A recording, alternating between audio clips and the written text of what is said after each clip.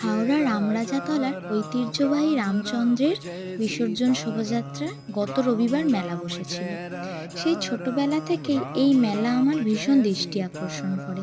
সব কিছুতেই আপডেট চলে এলেও এই মেলায় কিন্তু কোনো রকম আপডেট আসেনি। ছোটবেলা মনে করে দেওয়ার মতন এখনো এই মেলা আগের মতনই রয়ে গেছে। আমি আর আমার ভাই কোনো বছরই কিন্তু মিস করি না। আর যাব নাই বা কেন বলো? এই দিন আমাদের রামচন্দ্র বিদায় নেন। রামতলাবাসী প্রায় একটা বছরের অপেক্ষার পর আবার রামনবমীতে রামচন্দ্র ফেরেন তার নিজের জায়গায়। মেলাতে প্রচুর কুটির শিল্পের জিনিসপত্র দেখা যায়, যা আমার ভীষণ দৃষ্টি আকর্ষণ করে। মেলা তো অনেক বড়, তাই পুরোটা দেখাতে পারলাম না, তবে প্রসেশনের ভিডিও আর একটা নিয়ে আসবো। আর সময়চণ্ডীতলা ও নবনারীতলার ভগবানেরও দর্শন করাবো নেক্সট ভিডিওতে।